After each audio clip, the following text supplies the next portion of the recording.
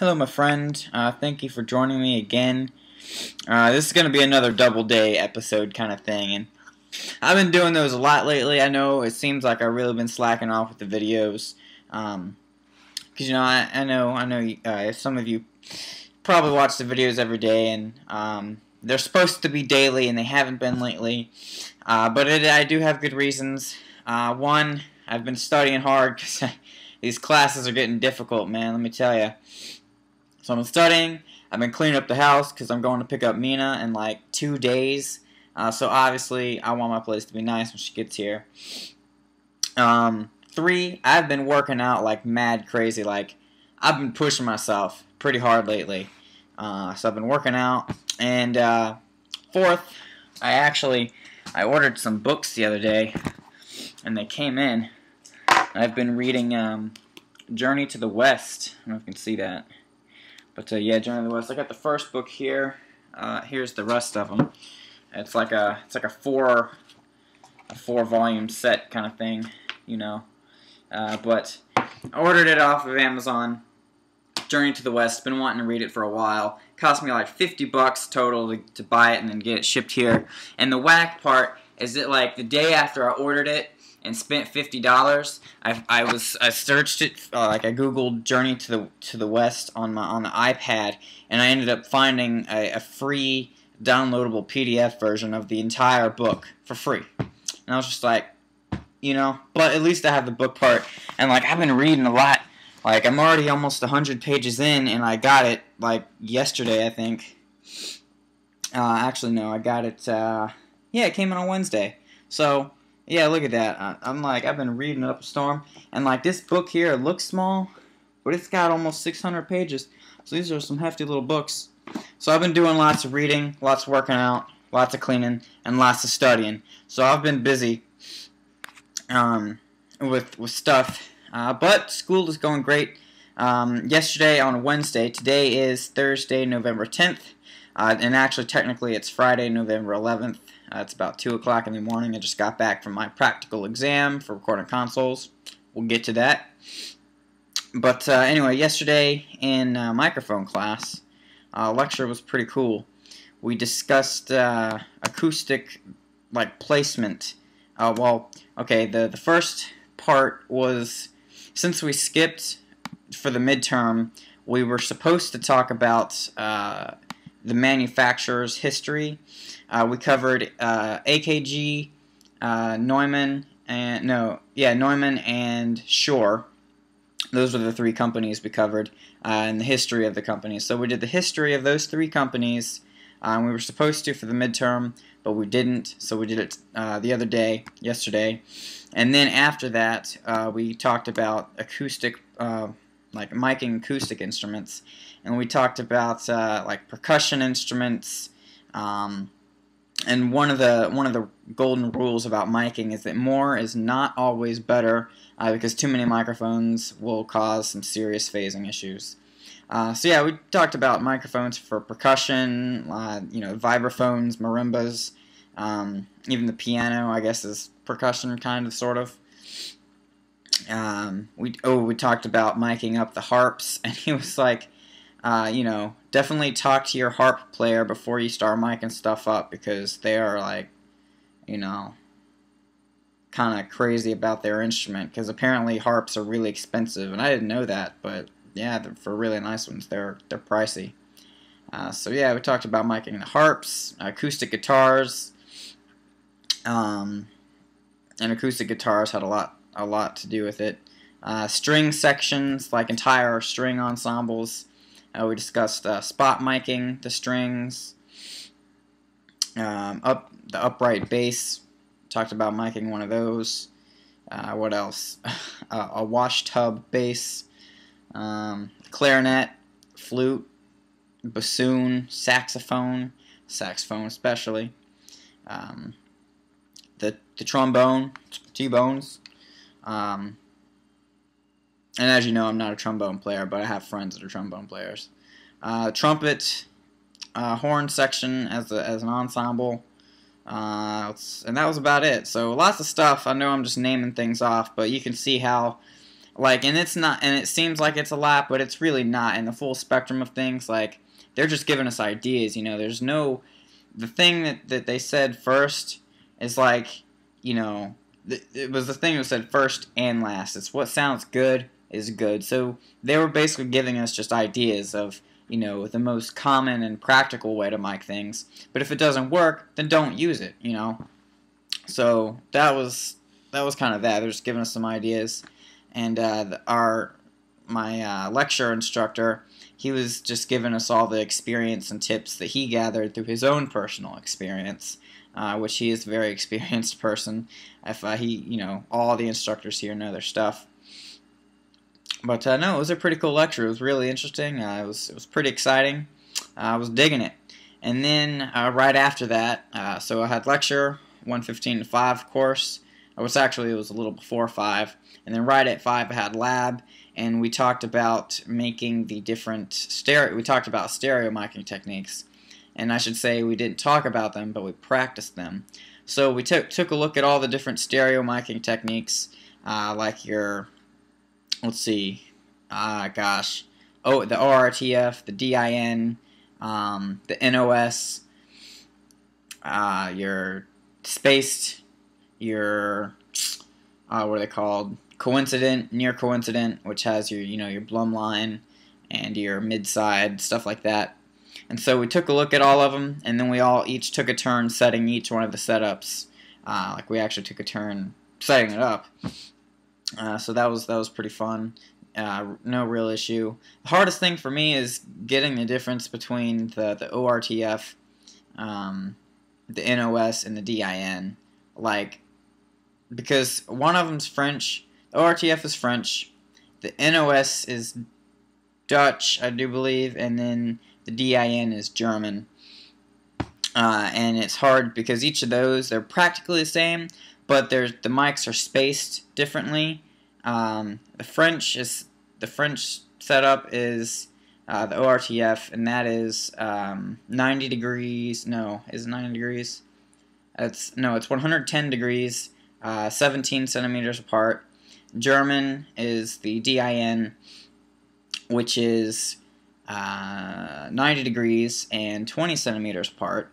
And then the Dutch is the NOS, and that one is 90 degrees again and 30 centimeters apart. So I'm trying to work that. I really got to study that for the final and the last practical, because we have to set up like three of them or something. Not too sure, but yeah, we have to know those. It was tough. So we did all those. Took a break. Came back, and then we checked out stereo miking for an acoustic guitar. And we set up the KM184, the Neumann, just on the just at the end of the neck. And then we set up a mid-side a little bit further back, and then we placed a Stereosonic. Well, we changed the Stereosonic. We'll start with the Stereosonic with the SM81s. And then I can't remember, we used the C414 as one of the mics for the mid-side, but we had a couple different setups on the guitar at the same time, and our boy David sat in there and played guitar, and we were checking out all the different sounds that you would get, and it's pretty amazing at how different the sounds would get, the different sounds you can get. Sorry, I'm getting sidetracked here. I'm just so much information.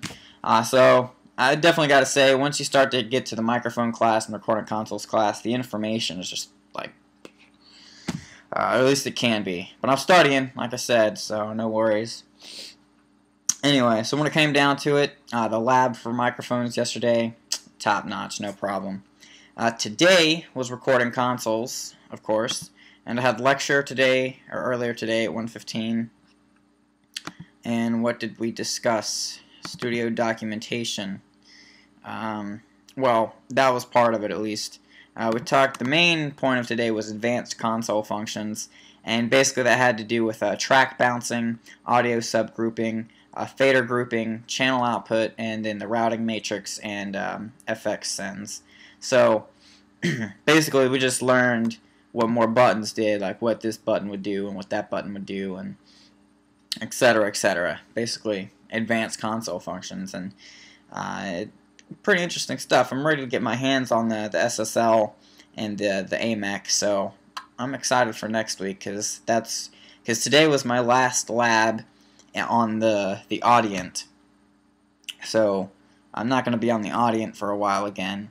I don't know when I'll be back on it, if ever. But next week, labs are going to... One lab is going to be on the SSL, and the other one is on the AMEC, I do believe. So that's going to be pretty exciting. So the last couple labs for recording consoles class, pretty rocking, no doubt. So yeah, that was lecture today. We just discussed the signal flow, and we got a feel for how it was kind of working in the grand scheme of things. Signal flow can get really complicated, I'll tell you that. Some of it's just like mind freak, you know what I'm saying, like Chris Angel kind of stuff. I don't know, but yeah, this lecture was pretty fun. And then tonight, like I said, I got back from lab just a little while ago, really early, because today was the practical exam on the Audient. So we had to do, alright,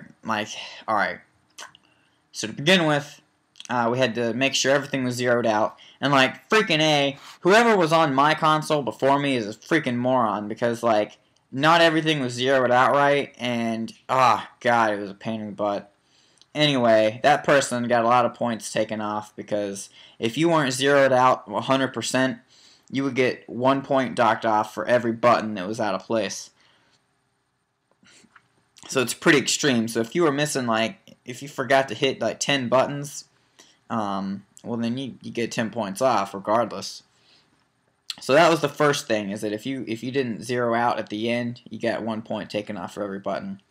So he said, take 5 minutes and make sure you're completely zeroed out from the people before you. You know, don't trust them.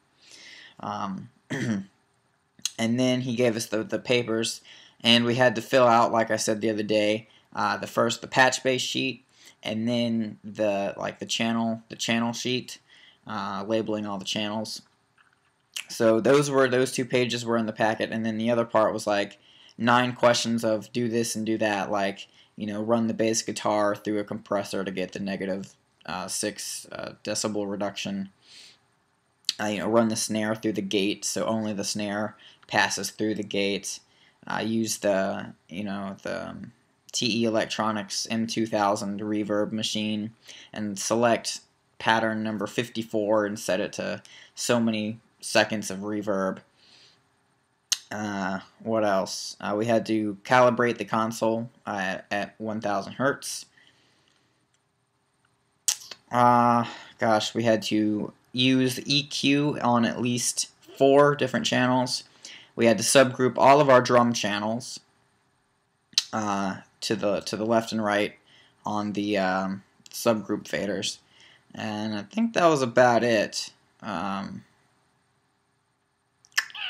Yeah, I think that was about it. It was a lot of stuff. I probably missed something, but there were 9 things really 8 things that we were supposed to do, kind of, more like 7.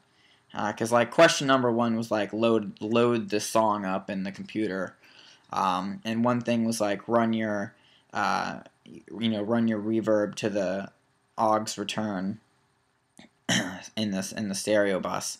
So those 2 really weren't, and number 10 was give the paper to the instructor and wait outside in the hall for him to grade it, and then zero out. So I gotta say, zeroing out was the most nerve-wracking zeroing out thing I've ever done, because it's like you're so paranoid there's like that one button that you missed, you know what I mean? But I'm pretty sure I got them all. I looked over it, and finally I was just like, oh, I'm done. You know, I'm not gonna second guess myself. So I'm feeling pretty good about the practical exam tonight for recording consoles, and like I said, I'm looking forward to getting on the big boys next week. I have on Saturday, we have for recording consoles, once again, it's not really like an exam, but it's more like a quiz, and we're going to be quizzed on the advanced console function and the multi-track recorder. So multi-track and advanced console signal flow functions, I'm going to be quizzed on those. And then I'm going to bed pretty early Saturday night, waking up really early Sunday morning, and I'm headed for South Carolina to go pick up Mina. And I'll be back with her sometime Sunday night. So I'll try and get footage of the trip up there, see if I can find anything interesting. Who knows? But it should be a fun trip. Not worried about the quiz on Saturday. I'll tell you what, to make up for all the videos that I haven't been making, I'll make another video on Saturday before I decide to crash about the quiz. It'll probably be a short video, but I'll find something to go over with you to give you some more insight to the school and everything. We'll probably talk, one, about the quiz, and two, about the microphone homework that I'm supposed to be working on still, which I haven't finished yet, but we'll talk about all that. So, no worries. Thanks for tuning in. Thanks for being patient with the videos. I know you understand. You know, we're all busy at some point. Like, it seems like it's easy to make time for these videos, but like sometimes it's hard. And then I think also the other video where I put up how I do my videos, the audio didn't come through, so I'm taking that video down and I might redo it just to have audio. But at any rate, thanks for tuning in. I'm about to dig into some story time. I'm already like, I'm on page 70 right now, and I just got this thing yesterday. I'm on chapter 4. So, Journey to the West, excellent read. I'm like barely into it, and I'm loving it. It's 100 chapters. It's like 1,500 pages. I'm ready. So, I'll see you on Saturday with the next video. Hope you're doing good. I'm doing great. Take care. I'll see you then.